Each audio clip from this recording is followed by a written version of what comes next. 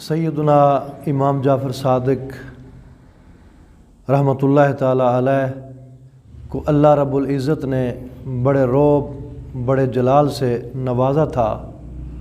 آپ کی شخصیت بڑی ہی قابل عزت اور باروب شخصیت تھی۔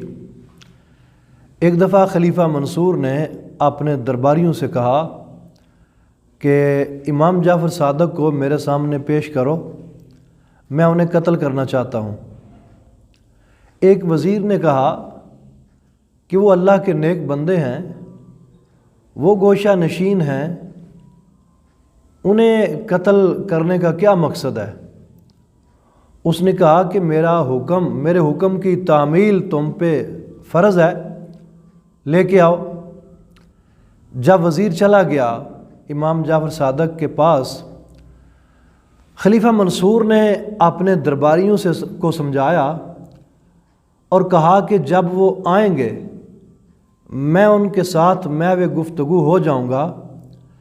جب میں اپنے سر سے اپنا تاج اتار کے نیچے رکھوں تو تمہارا کام ہے حملہ کر دینا، ان کا سر تن سے جدا کر دینا۔ میرا تاج اتارنا یہ اس بات کی علامت ہوگا، اشارہ ہوگا کہ اب تم حملہ کر دو۔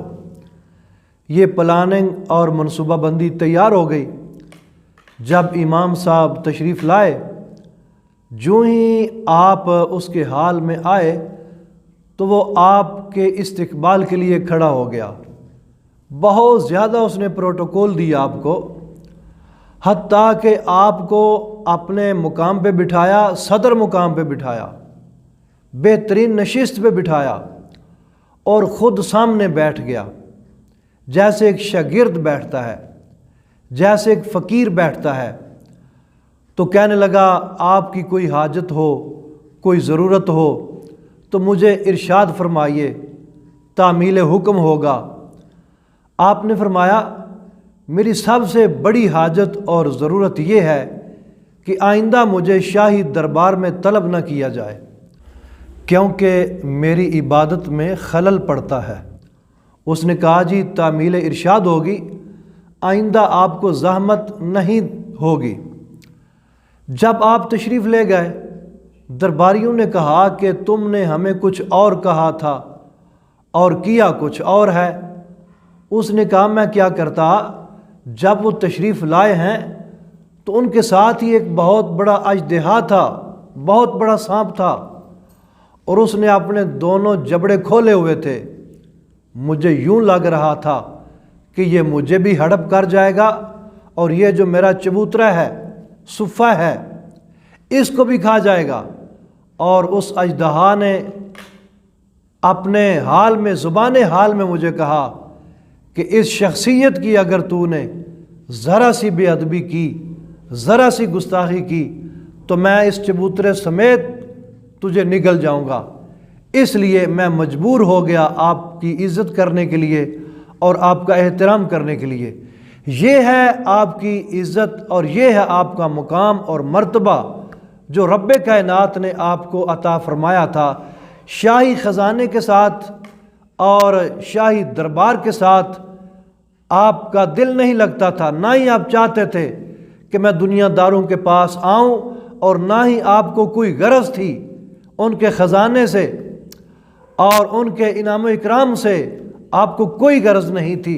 اعلیٰ حضرت نے کیا ہی خوب فرمایا ہے، کروں مدح اہل دول رضا، پڑے اس بلا میں میری بلا، میں گدا ہوں اپنے کریم کا، میرا دین پارائے نان نہیں۔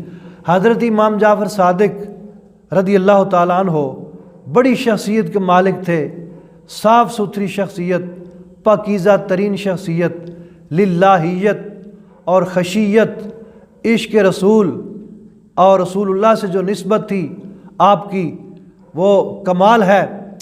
اور آپ ایک دفعہ آپ پر ایک آدمی نے الزام لگایا، دیکھیے آپ کی سیرت، کسی نے الزام لگایا ایک بندے کی تھیلی گم ہو گئی دیناروں کی۔ اس نے کہا کہ میری تھیلی اس بندے نے چرائی ہے، وہ آپ کو نہیں جانتا تھا۔ تو آپ نے پوچھا بھئی تیری تھیلی میں کتنے دینار تھے؟ اس نے کہا 2000 دینار تھے۔ آپ نے فرمایا آجا میرے ساتھ۔ گھر لے گئے، وہاں سے 2000 دینار اس کی جھولی میں ڈال دیے۔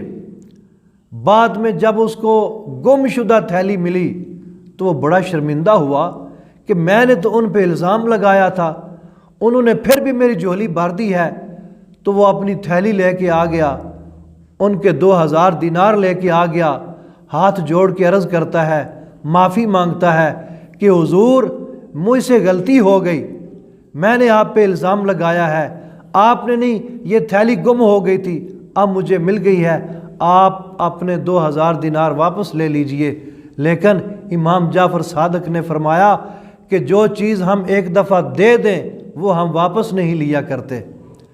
بعد میں جب اس کو تعارف ہوا کہ یہ تو امام جعفر صادق ہیں تو بہت زیادہ پریشان اور بہت زیادہ شرمندہ ہوا۔ یہ ہے شان امام جعفر صادق کی۔